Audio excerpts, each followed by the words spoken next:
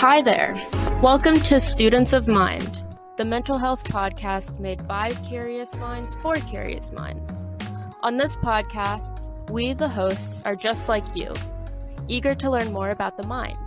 Here we learn with you and provide you with clear, concise information backed up by real experts about all things mental health. My name is Jayde. I'm Sara. I'm Ottavia. And I'm Aliyah. In today's pilot episode, we'll be diving into what the term mental health really means and take a look at how the understanding of mental health has evolved over time.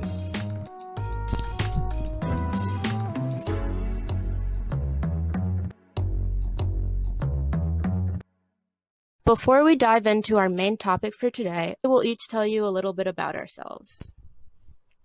I'm Jayde. I'm 20, and I'm really excited about doing this podcast because I'm really passionate about mental health advocacy, because I've had a lot of experiences with my own mental health, and I really just want to help as many people as possible so they can have an easier time than I did.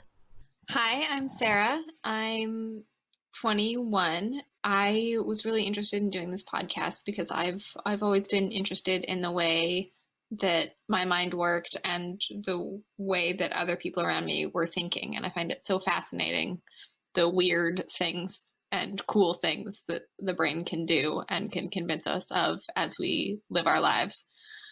And I'm really excited to share that with you as I and as we all learn about our minds. I'm Ottavia. I'm also 20 years old. For the most part, I think I have the same reasons on why I wanted to do this podcast as Sara.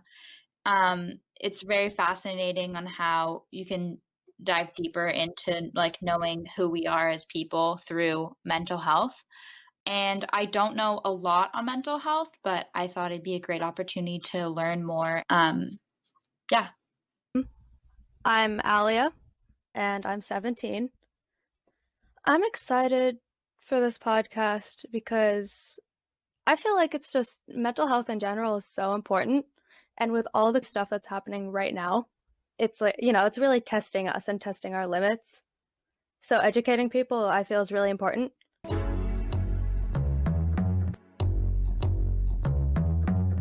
What do we mean when we say the term mental health? For this podcast, we're defining mental health as one's emotional, psychological, and social well-being, meaning how we feel, how we act, and how we interact with others. Mental health is important in every stage of life. Things that can contribute to mental health are biological factors, examples being abnormal functioning of nerve cell pathways, imbalance of neurotransmitters, which is a chemical messenger of the brain, malnutrition, exposure to toxins, and substance abuse. Another can be life experiences, such as divorce, moving to a new place, or transitions in general.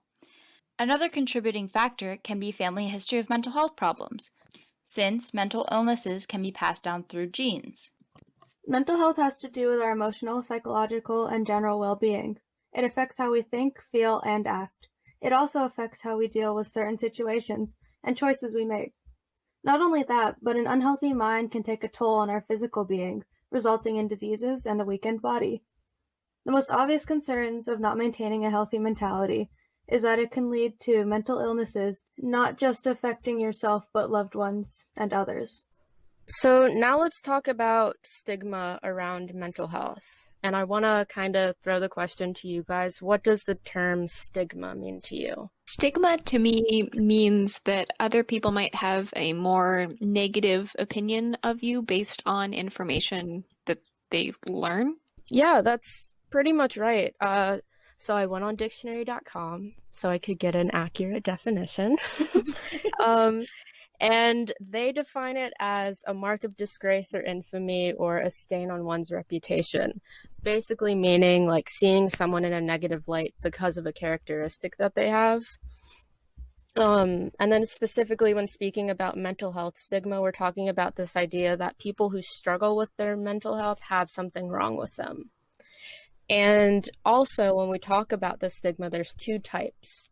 The first type is social stigma, which is the type we hear about the most. It's stigma from others or other external forces. The second type of stigma is self-perceived stigma. So this means that a person who is struggling with mental health and is receiving stigma externally has internalized feelings that arise as a result of those external stigmatizations from other people. This can cause like feelings of embarrassment, just feeling inadequate, lower self-esteem. I know for me, I really struggled with this when I was first getting into working on my mental health because I would talk about it openly, but other people would act as if it was some type of taboo. So then I was like, oh, I must not be allowed to talk about this. So it made me like get weary about being open about my mental health. And I found this quote kind of summarizing the stigmatization around mental health, and it's, there is no country, society, or culture where people with mental illness have the same societal value as people without a mental illness. Yeah, that's a heavy one, but I think it's very telling of the extent of the stigma that people who are struggling with their mental health are experiencing. So now let's look a little deeper. What is causing this stigma? Do you guys have any ideas of what could be causing the stigma around mental health? I think it could be maybe a social thing, well, along with any other, factor. But usually in the US, it is such a taboo to talk about your feelings and to be open with how you're doing. Like whenever people ask, oh, how are you doing? I feel like a lot of people just quickly go to doing fine and then they move on with their day. Rather to really sit down and have a conversation about how they're actually feeling, because it's more of just like a passive thing to do. So yes, I think that's a really good point, and something that you're touching on is, like you said, it's a taboo. And the reason it's a taboo is because there are so many misconceptions about mental health. So a misconception is a wrong belief or opinion that results from a lack of understanding. Those lack of understandings lead to people just coming up with opinions in their head about a certain group of people, which usually contributes to them viewing them in a negative way. So before I list some common misconceptions, are you guys aware of any of the mental health misconceptions? And if so, can you name some?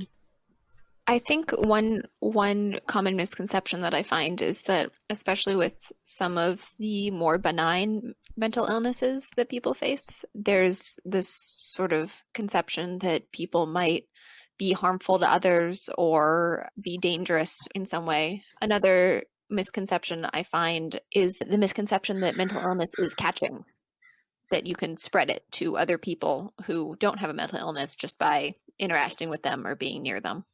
Those are good ones, especially that last one where people think it's like contagious. I think that one's one that's causing pain to a lot of people. I think another one would be that people can't get away from their mental health diagnosis, and then it kind of just takes over a part of their lives, and people treat them so differently, as if they're like very fragile, and kind of forget that they're humans too, and just kind of really drive in their like diagnosis. Yeah, I don't know if I'm saying that right. Specific TED talk about it, about how like this girl was diagnosed with I think schizophrenia, and then she kind of couldn't do anything after, because since she was seen as schizophrenic, everyone was just like, oh, she's crazy, basically. Yeah, I think that's very common, where people learn that someone has a mental illness and then they just define that person solely by their mental illness. And that's a really good example too of stigma and how it can really impact people's lives. When someone learns that you have a mental illness and they treat you completely differently in light of that information, that's that's a really good example. Yep, exactly. I've met a couple people who believe that if you're diagnosed with a mental illness, like depression, for example, they believe that that's the only emotion you can feel. All you can feel is depression. Okay, yeah, I've heard that one too. I think, like, going off of that, it's also maybe not that that's the only emotion that they can feel, but the only emotion that they want to feel, or that they want to have the disorder. I think a lot of times people think it's, it's a choice. But you guys touched on a lot of the, like, most common misconceptions. And the top one, which Sarah, you mentioned, is that people with mental illness are dangerous and violent. That's the number one misconception surrounding mental health. But studies have shown that people with mental illnesses are more likely to be victims than perpetrators. I think the reason people think people with mental illnesses are violent is because of the way mental illness is depicted in media and movies and TV shows and stuff. And really the only mental illness you see in those types of movies is like schizophrenia or depression, which isn't an accurate depiction of the entire spectrum. Another common misconception is, which we touched on a little bit, is that mental health problems are self-inflicted. This is usually pertaining to illnesses like eating disorders or substance abuse, but that's another one of the top misconceptions about mental health. Another very common misconception is that mental illnesses are not actual illnesses and that they only affect the mind. As we touched on a little bit earlier, mental health disorders have a strong biological and genetic basis. A lot of them are a result of chemical imbalances or faulty connections of brain circuits. And then there's also mental illnesses that can be passed down through genes. So literally it's like out of our control sometimes if we get a mental illness, because it can just be passed down through our genes. The last common misconception I'm gonna talk about is the misconception that you're either mentally ill or mentally healthy. The reality is mental health is a spectrum. So you don't have to either have depression or nothing at all.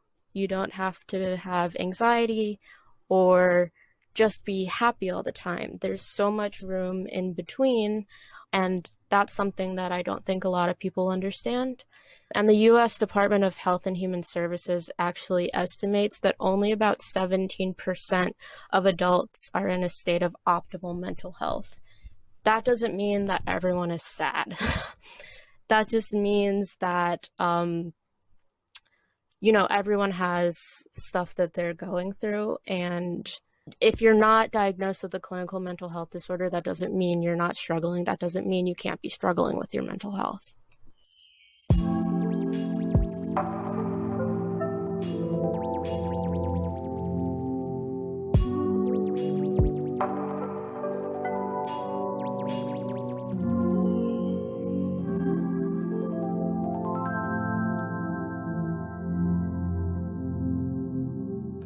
So now we're going to pass it off to Sara. She's going to talk about the history of mental health. And I'm excited for this part because I feel like I focus so much on learning about the state of mental health right now. And I don't really know much about the origins, or I don't know much about how mental health was viewed way, way back in the day. So Sara, I'm excited to hear what you have to say. Thanks, Jayde. All right, so today I'm going to be talking about the history of mental health and mental illness and how societies have looked at it in the past. I just want to start out by asking, do you guys know anything about the history of mental health pre, say, 1950? Do you guys have any fun facts that you know? I don't know if this is pre-1950, but I know that a lot of women would be put in mental asylums, as they were called back then, because of things like menstrual cramps or their menstrual cycle and stuff like that, for things that are absurd now. And that women were put in those hospitals back then for that reason. Yeah, Jade, you're 100% right. And that is pre-1950. One thing that happened in the 1950s that people don't talk about is deinstitutionalization. And I'm going to circle back around to that and the causes of that. But basically, one thing that we used to do is we used to institutionalize people who were considered mentally ill. And you're also right. You could be considered mentally ill for a lot of reasons. Women really got the short stick there. You could be institutionalized as a woman for disobedience, for PMS, for postpartum depression, and for a whole laundry list of things that now we don't equate at all to mental illness or being a danger to others. And the reason that I chose pre-1950s is, as I mentioned before, that's when we began to deinstitutionalize. We stopped putting people in institutions. We had people moved out of institutions because of a woman named Nellie Bly and also a woman named Dorothy Dix. Those are two women who wrote exposés on the inhumane conditions of asylums. And the deinstitutionalization program, there's a lot of pros and cons. Some of the pros were that people are no longer able to be institutionalized and put away for things that they can't control. There's much more oversight, but the problem is we never replaced institutions with something that could care for the mentally ill. And you'll find that a lot of people who previously would have been institutionalized are now in prison. And whether they're being treated better there than they would be in institutions is a matter for debate. But I actually want to go back about 2,000, 4,000 years. So we're gonna really go back. Has anybody ever heard of? I'm gonna pronounce this. I don't know how to pronounce this, but I'm gonna give it a go. Has anybody heard of trepanning? No. So trepanning was our first recorded surgery for treating the mentally ill. So this was, I think, Stone Age. It was used for a number of reasons. It's the first surgery we have evidence of, period. But archaeologists think that it was used to let spirits out of the head as its main purpose. It was also used to treat traumatic brain injury. You know, we don't usually think of cave people as neurosurgeons, but here we are. And the trepanation being used to let spirits out is a really good example of mental illness being thought of as being supernaturally caused, and something that we're actually going to see repeated throughout history. And two of the other causes that we're going to see repeated are that it's going to be psychogenic, so something in the mind, an experience that had caused the mind to break, or somatogenic, which would be from the body, that there had been some sort of trauma, or that there was a brain tumor or something in your body was causing it. And as societies, we tended to shift between these examples. So when we move past the Stone Age, we're going to jump into ancient Greece and Rome. And there, it was sort of a mixture. They thought that if you were mentally ill, that you were maybe touched by the gods. Alternately, a little later on in ancient Rome, they thought that maybe your humors were out of whack. This idea that you had a chemical imbalance in your body, and that if you could be fed certain foods to feed certain humors, you would be able to balance your mental illness. Ancient Greece and ancient Rome are two of the civilizations that Western society really sort of fetishized, and we have based a lot of our society on the way they used to do things. And in ancient Greece and Rome, you would find the mentally ill were shunned. They were forced to wander from place to place. They were considered mad, and they were kept in the home. There wasn't a lot of kindness or government support for people who had been seen to go mad. I should note that in the Middle East at about this time, they were far more humane and also more educated. They also had the idea of humors, but they were some of the first to come up with institutions to house the mentally ill. So the idea of humors stayed popular actually for about 1,000 years. We've heard of humors today, mostly in like the 1800s, when doctors would come to people's houses and put leeches on them to get rid of bad blood. And that's sort of a direct result of humors that came around in ancient Rome. Going into the Middle Ages, definitely not known for their forward thinking. Again, supernatural causes were right back in there. If you were mentally ill, you were possessed by demons, and that just really sucked for you. This was the time that lunatic came around. It was derived from the theory that the moon was influencing those who went mad.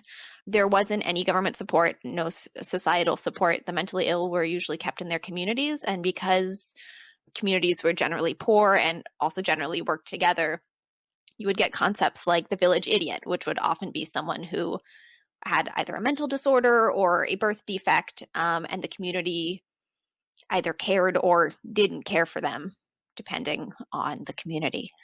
And then a few hundred years later, we get the witch trials. These were a lot of mentally ill women and men who were burned at the stake for not conforming to normal societal standards. Thankfully, we moved on from that for the most part, and we did this in part by taking the mentally ill out of the community. We started opening institutions. London opened their first institution called Bedlam, which is a pretty famous mental hospital, in 1273. So institutionalization had been around for a while, but it started to become more and more common. So the institutions were created and people were treated like animals. It was assumed that if they were so mentally ill that they couldn't stick up for themselves, there was nothing to stick up for. They didn't exist as people. And this led to insanely awful conditions. Many of us know about the horrors that went on behind the scenes. There's a Great American Horror Story season about this exact concept. And that brings us back to the 1950s when deinstitutionalization started. And that's sort of the advent of the current place we are in mental health. In the past 70 years, we've made massive strides in normalizing mental health, in coming up with cures for mental illness. Prozac was invented in the 1980s, which revolutionized the way we thought about depression and people who are depressed, since it had a cure. Even though antidepressants, we now know, are not truly a cure, they are more of a way to cope. And in the past 10 years or so, the wellness movement has taken off, bringing back the concept of food to treat mental illness and exercise. These ways to think about mental illness, these ways to treat mental illness are not new. They're actually very, very old. And I think it really shows how pervasive and common this problem is, that we are referring back to centuries and sometimes, millennia old solutions for the same problem in 2020. So yeah, this is the best time to have a mental illness. Stigma has gone way down. There's medication you can take, and overall you can talk about your problems without, being sent to a madhouse.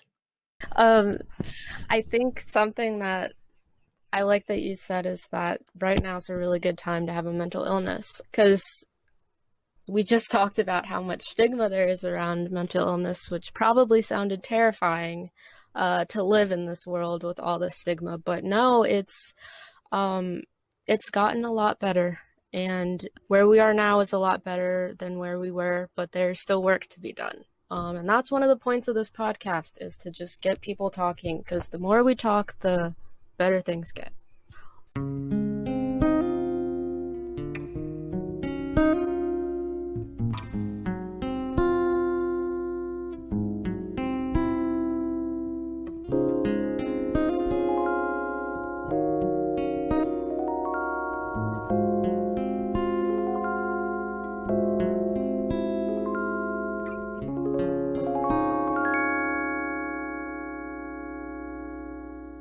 So the last thing we're going to talk about today is mental illness.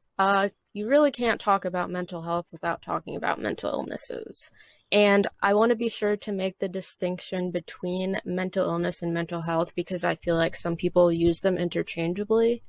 So mental health, as we said earlier, is our emotional and psychological state. It's how we view and feel about ourselves, and also how we interact with others.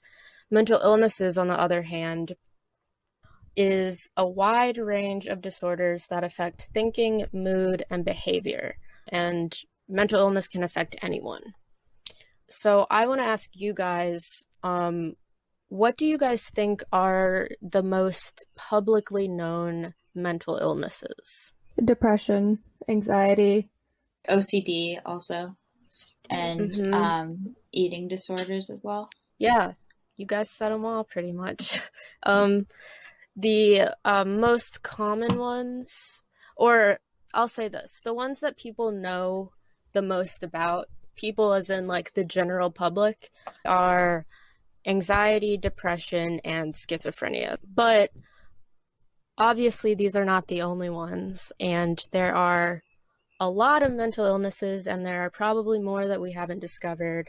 But there are some main categories, and they are anxiety disorders, which include like panic disorders, OCD, and phobias. There's mood disorders, which includes like depression and bipolar disorders. There's personality disorders. There's psychotic disorders, which include schizophrenia. There's trauma disorders, eating disorders, and addiction and substance abuse. So those are like the 7 main categories of mental illnesses, and within those categories, there's like more specific ones, and we will be diving into each of those throughout the episodes of this podcast, so you guys can learn what they really entail, and so you can just know more about what people around you might be going through.